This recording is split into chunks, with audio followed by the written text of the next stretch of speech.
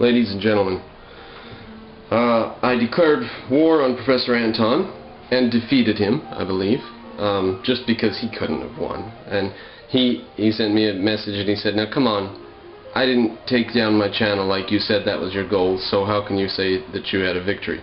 Yeah, you can leave your channel up, but you still lost because you're a loser. But here's what's happened now.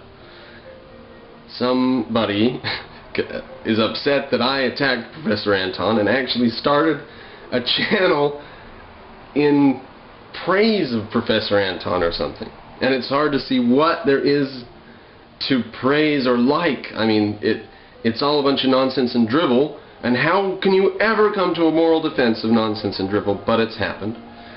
The channel is called the Anton Dialogue Project, and his first video was towards, let's see here, towards a new foundation for dialogue, an open invitation to Professor Anton.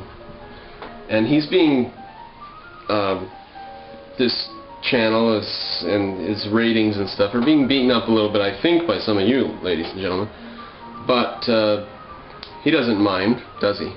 And it's amazing. He must have watched a bunch of Professor Anton's videos and picked up on this. He must be in college. He must be studying this crap. He must be reading this crap. Because I don't know. It's like I didn't think anybody but a professor could be so full of crap. But here's this guy who, for all intents and purposes, appears to be a student. And we have to diagnose another case of incipient verbal diarrhea. What? He did a video on the analytic and synthetic dichotomy, and whether or not, or on which side does the proposition "nothing exists" fit. You may know about the analytic-synthetic dichotomy. I'll go over it very, very quickly. Leonard Peikoff wrote an excellent piece on this. It's like the last chapter. It's like an addendum to Ayn Rand's Objectivism and the Philosophy. No, pardon me. Introduction to Objectivist Epistemology. It's an addendum to that, and it's published separately by itself elsewhere and serialized in the Ayn Rand letter or something like that, or the Objectivist. It's around. You can get it. It's an excellent piece. I really, really recommend this guy read up on it. The analytic-synthetic dichotomy is a false dichotomy, but he treats it here as if it's just like brilliant or something. He just takes it for granted. It's just the perfect way to analyze the situation. An analytic truth is a truth that comes, you can simply analyze it, and you don't even have to go to reality to check it out. You can know about this thing just by analyzing the concept. Whereas a synthetic truth is something where you have to go to reality to make sure that, because you can imagine it be another way. Let me give you an example. An analytic truth is that bachelors are single, right? You just look at the concept of what bachelor means. It means a person who's single, a man who's single. There you go. Bachelors are single. That's an analytic truth. You don't have to go to reality and look at a bachelor. You know it from the definition. A synthetic truth, on the other hand, is something where you do have to check it out in reality, like the proposition, for example, ice floats. Or ice floats in water, we should say. That's not necessarily contained in the definition of ice. So the dichotomy goes.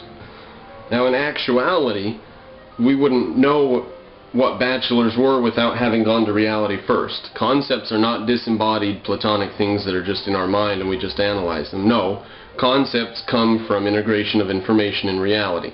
So it's a false dichotomy and it's ridiculous, but this guy goes into, what, like a 10-minute treatment, is to say nothing exists. Is that true by sheer analysis, or do we have to go to reality to figure that out? Oh, no. No! Look how far the termites have gotten, ladies and gentlemen. This is hilarious, but in a very morbid way. This student may never get off the ground. Professor Anton's not helping. In fact, Professor Anton has arranged or something, or maybe this guy I don't know, something has happened such that Professor Anton's video against me, his reply to my attack, is mirrored on this Anton Dialogue Project site. That's how far the termites have gotten.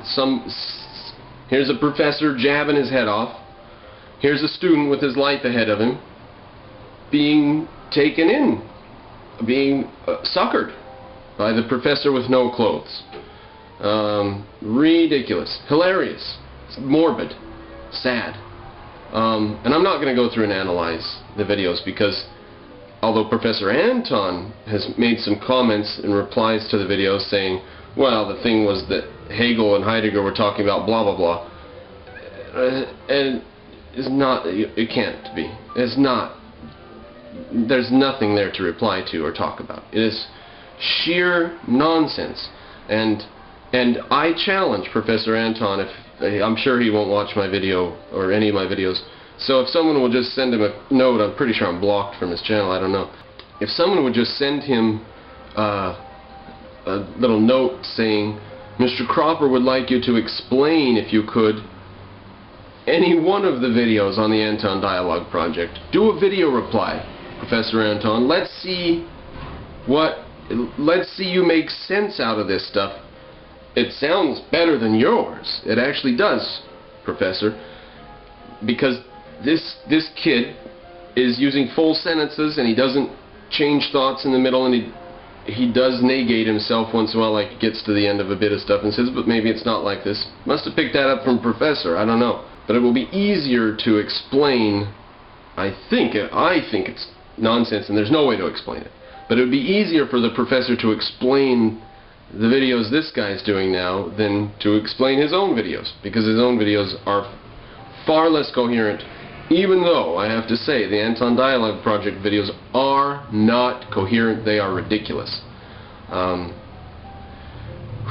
That's all I can do. We'll see if that channel goes on. I won't see. Maybe I won't tune in again. I have to. It's like, you know, humans have this tendency to self-torture. I'm not into S&M, never have been. It seems weird to me, but I am into watching these types of videos that I disagree with profoundly. And I have to do it once in a while just to keep myself going. Just fuel for the fire, you know. There's only so much Nietzsche and, you know, reading about Zarathustra and reading Freud. That's about like tuning into one of these Professor Anton's channels, reading Freud. Boy, oh boy. And once in a while I just have to do something light and easy, where I don't have to think very much.